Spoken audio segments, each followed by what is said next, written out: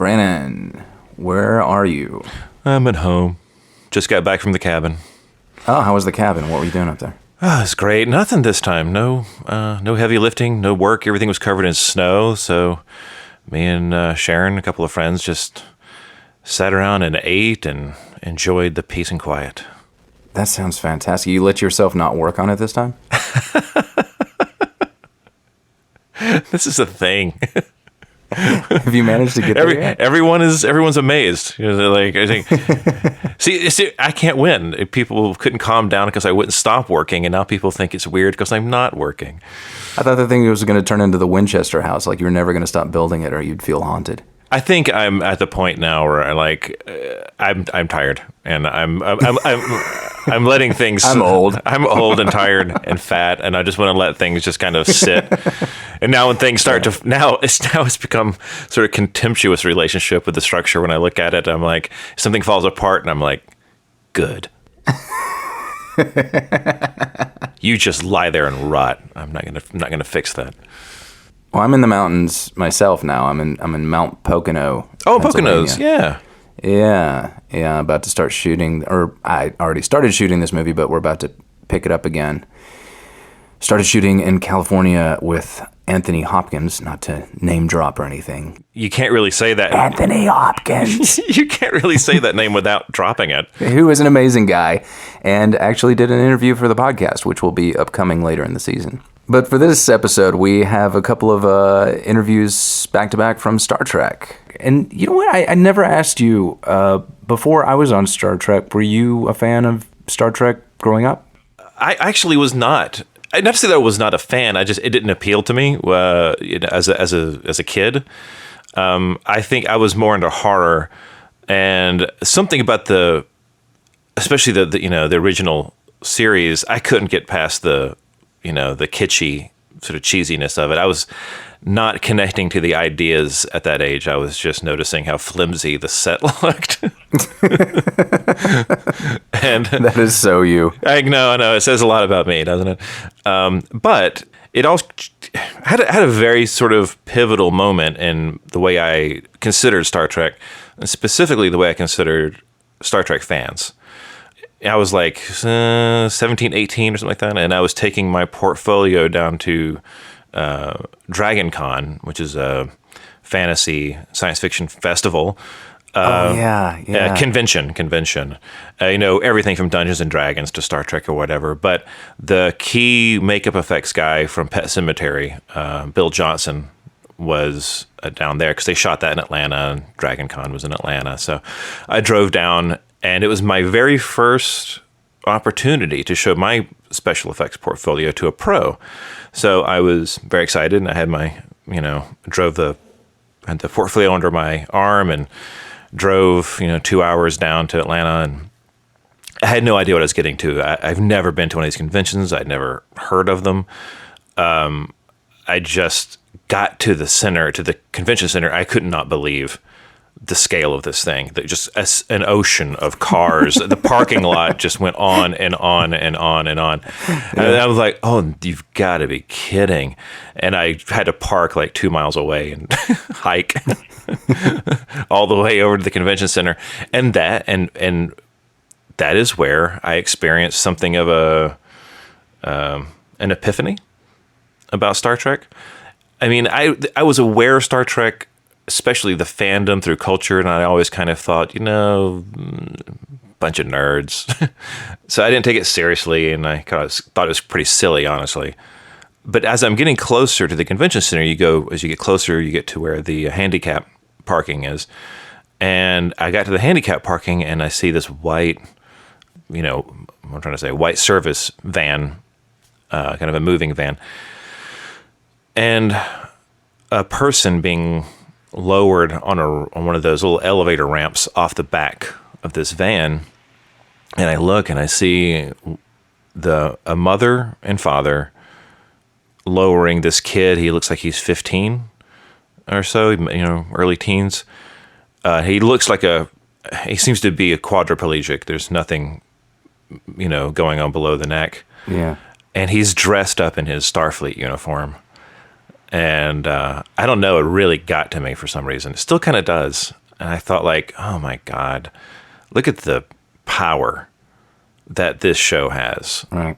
You know, like, it connects that deeply. And what does that mean to that kid, to those parents? And this was just a fraction of of the kind of cultural, you know, universe I was about to walk into. And it opened my eyes. And I thought, you know, who am I to judge where people get their meaning from? But it also made me take it seriously.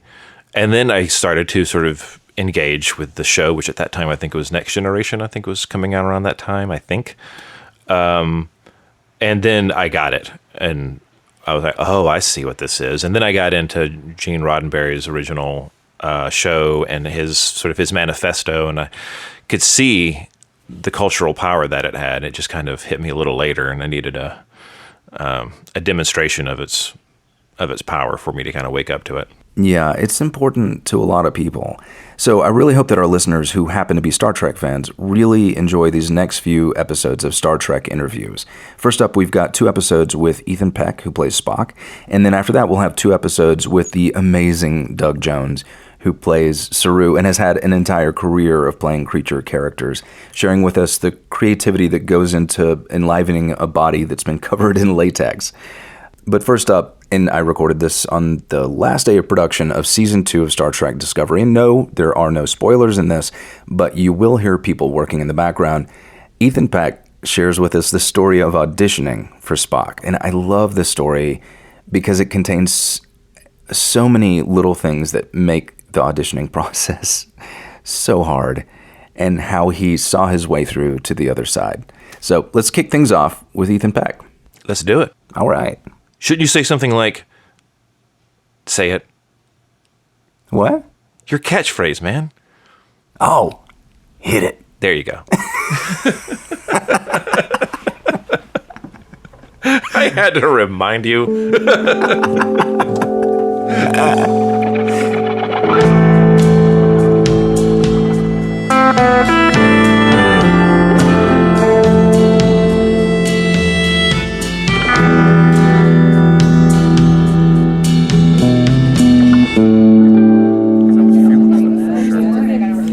But say what you just said before. What did I say? How crazy that this is. Oh yeah, it's about today being completely psychotic dream world. Yeah. No, it's like I've acted on stage. I've acted on many sets. I've acted in big movies, little movies. I've never looked around and felt like I was trying to act in the middle of an icon. Yeah, that's a good way of putting it. Yeah, it's like we're walking into a ghost world or something. Yeah. It's very odd, but we've all had such long journeys to be here that it doesn't feel incomplete or false. But it's still, for me, I mean, we've been doing this. Oh gosh, we've been doing this for like 8 months now, man. And I still look around and I say to myself, me? Dude, tell me about it, man. I'm nervous. It's like, you know, it means a lot to me. Yeah. So, my first memory of working with you is when we did our first reading together, and you came and you sat down next to me, and you had this really big smile on your face. You're like, "Look what I found." And it was like original blueprints of the Enterprise from like the 1960s that you had gotten when you also ordered Leonard Nimoy's biography. Yeah. and so I've always sort of been wondering about your preparation process for Spock. And all I know is that you met his family. Yeah. So I met the Nimoy family, Adam and Julie, who are Leonard's son and daughter. And they each gave me a copy of the documentaries they each made about Leonard, which is amazing. And they really welcomed me and were just so curious about me. And that was so surreal. I was driving over the 405 South to the Sportsman's Lodge on Ventura in Studio City, which is down the street from where I went to high school. Mm-hmm. So it was very surreal, like colliding of worlds. Thank you so much. I tried to first wrap my head around why I'd been chosen to play Spock, because I thought, I didn't know what I was rooting for in the beginning, right? And that led me down a path of like, can I do this? And all of this bullshit that I've talked to you a lot about. Right. But then when I got here, I found on Craigslist, So I'm Not Spock isn't that common. And on Craigslist, I searched it, and there was a guy selling a copy of it, along with the blueprints to the original Enterprise and some other piece of like Starfleet manual or something. And so I met him, and the first week I was up here, and picked up the copy and the book and the blueprints, and reading the book was hugely helpful. Really? How? Because a lot of people overlooked it because they thought just from the title that it was Nimoy sort of disowning Spock, this beloved character in the 60s, right? In this time of like Vietnam and social rights movements, and he was this voice of reason, and this humanist voice of reason especially. And so a lot of people didn't actually read it. And even the Nimoy family didn't say, hey, first thing you got to do is read I Am Not Spock. And that's what I would have recommended to myself had I read it, because he goes into who is Spock in him, what is Spock to the public, and how they are inextricable because of his experience with Spock. And it's such a beautiful love letter to so Spock. In other words, Spock, I am not Spock alone. Yeah, it was Right. It was basically saying like, this is so, I'm so indivisible from Spock, that it's the title is sort of an outcry or a defense of Nimoy in solidarity or in solitude or something like that. You know, it's like he was not rejecting Spock, but like a crazy person would be like, I'm not crazy, you know, like I'm not Spock. It was kind of almost a plea. It's really beautiful, and that really showed me that I was having similar revelations that he was, in terms of the way he observes emotion and the way logic lives. Like philosophically, we had come to a few of the same conclusions, which, I don't know, gave me chills and made me feel like I was on the right path.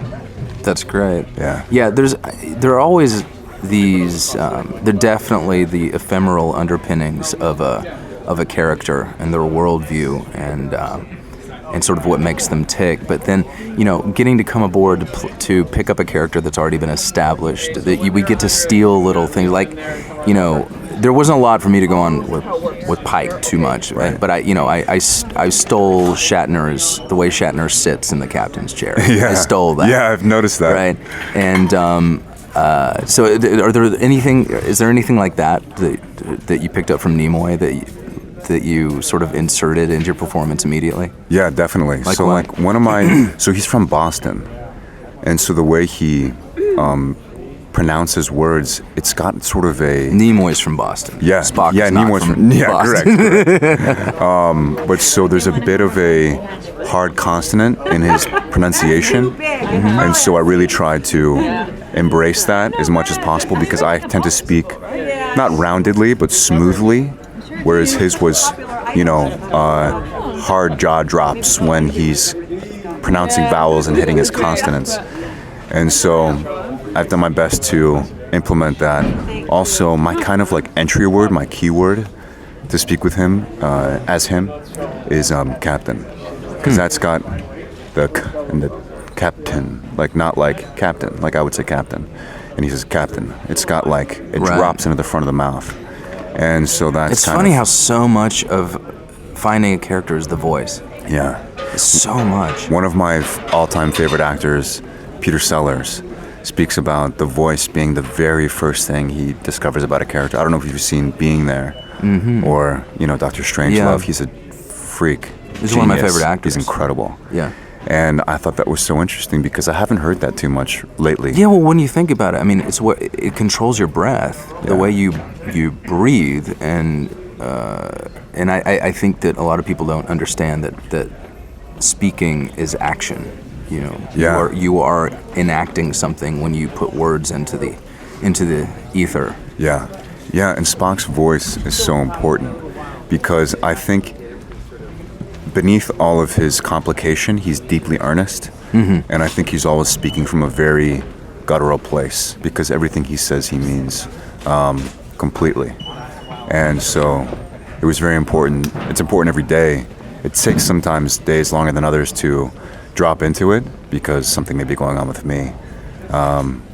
But I can feel when I've hit the bottom, and everything's just very present. Yeah. It's like probably the most loving, familial, touchy-feely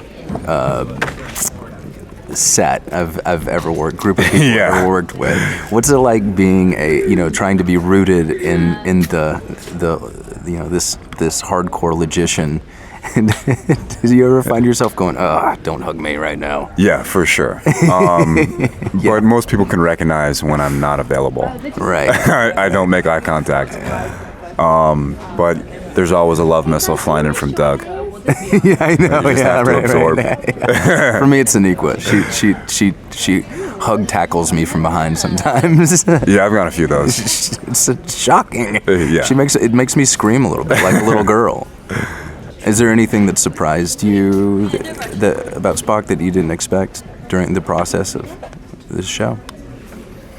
Yeah, I mean, it's difficult to have perspective now on my experience of it because it's been so full throttle. Yeah. I think that I've been altered as Ethan permanently because of the wisdom of Spock and the philosophies of Spock. And I really view him as the epitome of wise, right? Wisdom, I think, comes from loss, an acceptance of loss, an acceptance of pain, which is, I think, this is what he goes through and what he does in this season. And he's always speaking in these sort of platitudes, but they are profound because he understands them. And as the viewer, I as the actor am given the gift of the viewer's trust in Spock because Spock is this logical, all-knowing sort of hyper-genius. And so it was interesting to discover his earnestness, interesting to discover how deeply emotional he actually is. There's a great quote in Wrath of Khan during Spock's funeral, and Kirk says he's one of the greatest, one of the most human persons I've ever known, and that's so true because he does have a deep feeling and understanding of emotion and people, but then it's really sharpened by his logic. So all of his motives, I think, are emotionally based, right? To bring Pike to Talos 4 in the cage is not a logical move. It's deeply emotional, executed extremely logically, perfectly logically. And it was interesting to discover the relationship between logic and emotion in him. Yeah. Now, just practically speaking, I've gotten to know you well enough to know that you're very professional and not a complainer at all. But I do know you do not like those frickin' ears. It's more the eyebrows, man. Oh, is it the eyebrows? Yeah, the eyebrow blockers are really difficult. Yeah. I feel like less expressive. It's so well done that you just told me recently that you have the eyebrows are prosthetic. Yeah. And I was like, really? And then I was thinking, oh, well, of course they are. Yeah. Yeah, because when you take them off, you have your own eyebrows again. Yeah. But they're really well done. Yeah, it's a masterpiece. But it takes a long time for that to it takes about to look good. 2.5 hours. Oh, when you got the call to audition for this role, you didn't know what it was. Can you tell us about that? Yeah, so I got an audition from my managers for something codenamed that I won't say, right? But that they knew was Star Trek. And it was, I had about 36 hours to do it, and it was kind of vast content-wise. It was this alien that was in the size described as an Andorian, approached by Michael Burnham. He's in a cave, and he's having a psychotic break, and he's reciting bits of Alice in Wonderland. And it seemed to me like somebody had taken mushrooms for the first time in their lives and they'd been a square their entire life. And suddenly, like, all of the emotions they'd been repressing all of their life started to come out. Yeah. I thought maybe it was like Data or something. I don't know what I was thinking. And I almost didn't do it because it was so challenging. But I feel like I'd been through like this intense period of existential dread like the year leading up to the audition. And so I felt like this guy's just having an existential crisis. I know what this is all about. And why had you come through this existential dread? I think because I had been working with my mother as my manager for many years. And we stopped working together. And a lot of things started to unravel for me. Oh, yeah. And there was a deeper sense of identity that I hadn't quite discovered. Right. Which I wasn't aware of. While also feeling cut loose. Yeah. Which sounds crazy, but like, I'd been entered into that sort of professional contract as a child. And so there were parts of me that were still boy-like. And suddenly, on my own, I realized I didn't have agency in certain ways. And so to have that cover lifted off and to see the world kind of anew was shocking in ways I couldn't have expected and didn't really understand. And so, hence the existential crisis. Right. But I got through it, and I'm glad it happened because it wouldn't have, this wouldn't have been for me. Yeah. I wouldn't have understood this as deeply as I do now, because that's what's happening to Spock, right? He's having this traumatic experience that's opening himself to himself, and he can't shut it back up. Right. And he's got to integrate his human side. Anyway, so I brought all that into the audition. They called me back in the next week. I knew I was going to have another call back after that because that went very well. And they were going to write a new scene. And about 2 weeks later, I got a new scene. And the audition was maybe 3 days later with Alex Kurtzman. And I was like, this is Spock. I could not believe it was for Spock, because never in my wildest dreams did I think, A, I would be called in for it, B, that they would do it again. And that I would be so far along in the process, Right. I just had no clue. It was out of left field for me. Right. I mean, it's so iconic. And once you knew it was Spock, did that start to mess you up at all?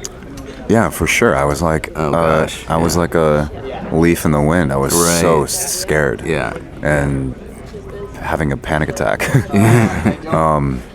But I managed to suppress it enough to get everything out evenly. And I don't know, man, here I am. How did you find out? Yeah. So I went in on the audition on a Wednesday. That night I went out to sushi with my buddy, and I was like, I can't say what, but today something really awesome happened, and hopefully it goes forward. And I got a call from my manager, and he's like, Ethan, we got bad news about Star Trek. And I was like, What? He's like, the microphone fucked up and didn't record properly. And it was purely a hardware error. Did you have to go in again? Yeah, so oh my he was like, God. so he was like, you're gonna have to go back in tomorrow. And I was like, are you kidding me? He was like, no, man. I thought it was kind of a joke because he's talked with me a few times before. I thought he was gonna be like, you got it. But instead he was like, you gotta go back in. And so I went back in the next day and was like, well, you know what? I'm gonna have to do this anyways. Like doing things again and again. And so I went in, did it, and that night I was like, even if I don't get this, how incredible to brush arms with this world and with this character. Right. And also a feeling of like dread of getting it, because I hadn't carried such big responsibility ever before in my life, and I was afraid I would fail. Right. And some part of me was convinced that I would, but a greater part was convinced that I wouldn't. Right. And so when I got it, it was Friday, and I had just gotten a massage, and I was walking back to my apartment. I looked down on my phone, and I had a text from Orly Sidowitz, the casting director that I was most frequently speaking with, and she said, welcome aboard, Mr. Spock. And I absolutely died. I sat down and cried it out for a little bit because I was so overwhelmed. On the streets of LA. On the streets of Culver City. It was just so fantastic. That's and great. Surreal, It's like a life-changing moment. Yeah. In one text. Definitely. Yeah. What was it like for you? Did you have to audition? Oh, yeah. I likewise did not know what the role was. They codenamed the role. I knew it was for Star Trek because I'd been talking to them about what was your code name? The code name was Captain Parker. Mine was Tom. But I had spoken to them last year about Lorca, and they very wisely cast Jason.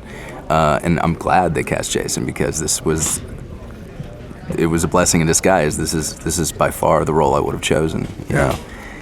But when I found out it was Pike, it was after I was cast. Oh, wow. So they cast me, and then they told me it was Pike, and I was through the roof. Whoa. Yeah, it was really cool. Really, really, really cool. And like you said, a sense of responsibility that, like, wow, I could really screw this up. And I don't want that's to. so funny. Because it's really rare, you know, that you get to take over a role from someone else. And it's super rare to know the first act and the third act, but very little of the second act. Yeah. Like, you had a lot more to go on than I did. Yeah, you had what? You had one episode. That's it. Pretty much. You know, there's, an argument that Bruce Greenwood played the role in the alternative timeline, but that's the Kelvin timeline. It's the Kelvin timeline, totally different. Oh, we gotta go to work. All right, here we go. Here we go. Dun, da-da-dun, da-da-dun.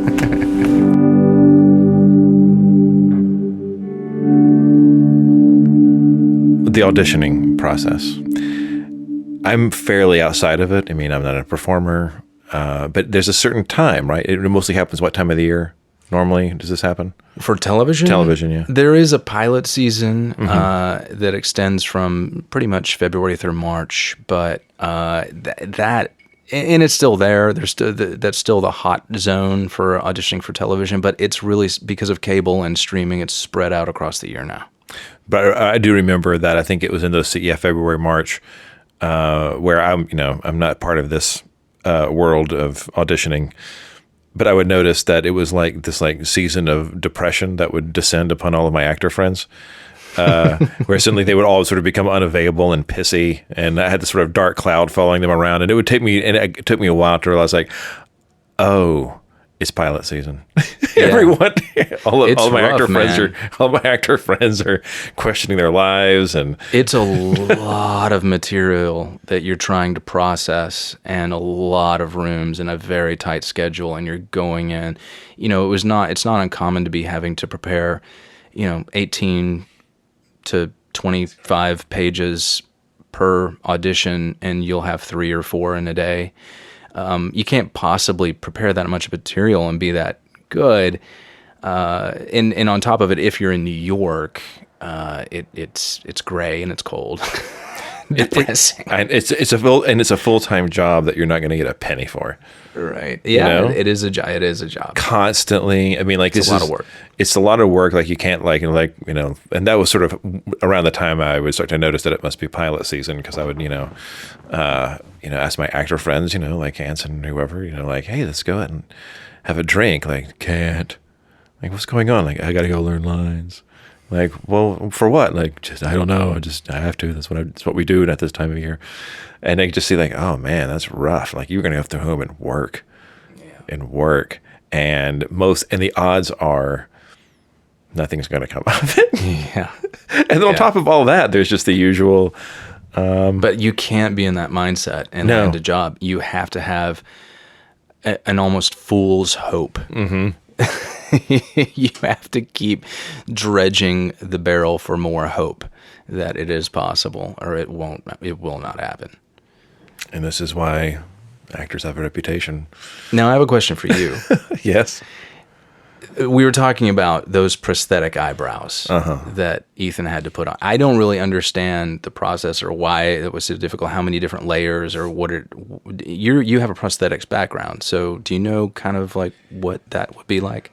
That kind of makeup, there's just no room for error. I mean, it's the eyebrows are one of the most defining features of a person's face, and I think our facial recognition software that we're all born with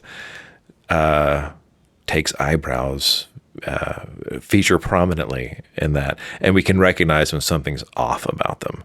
So they have to be absolutely straight. They have to be blended perfectly. There's all prosthetics is what you want. You don't want there to be any seams, but something like that sitting right in the middle of the person's face, and a very expressive part of the face where there's eyebrow movement going up and down. That's where wrinkles on the edge of the appliance can bunch up. And if everything's not straight, and you've either over blended or underblended. You start getting little tiny wrinkles that show up every single time the actor moves their forehead.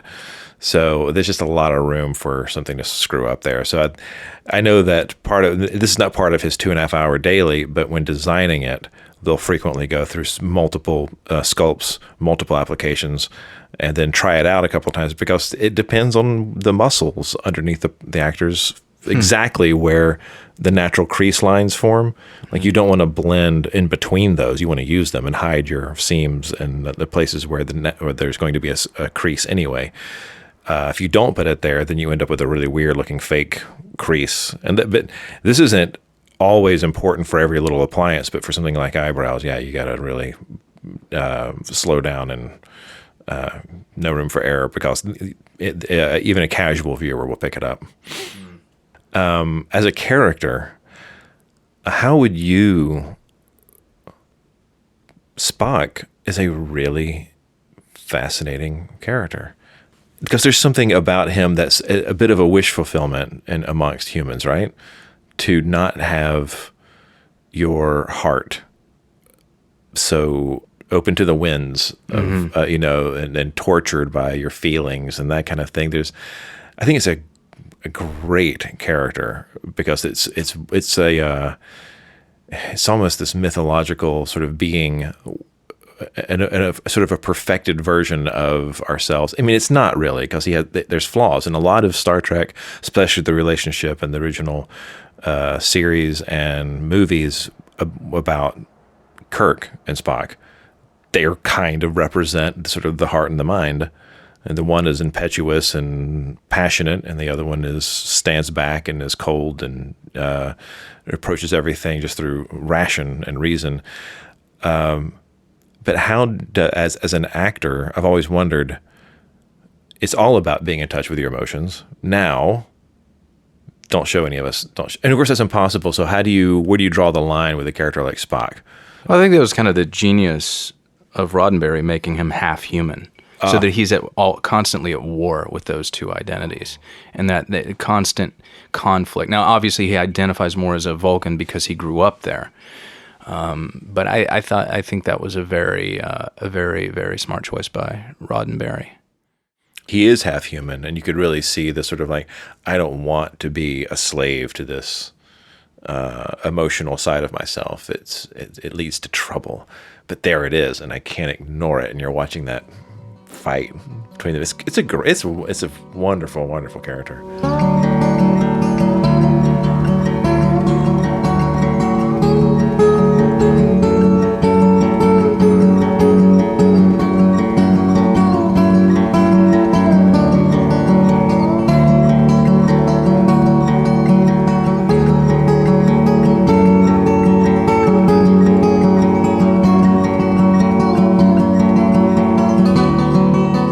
The Well is produced, recorded, and edited by Brandon Edgens and myself, Anson Mount. Theme music by Jonathan Myberg. Extra music for this episode provided by Mon Plaisir under a 1.0 Universal license. Special thanks to Ethan Peck for letting me stick a microphone in his face between takes. Thanks also go out to the entire Star Trek Discovery team and to the global Star Trek community. Thank you for welcoming me into your family. And thanks to you for listening. Have a great week.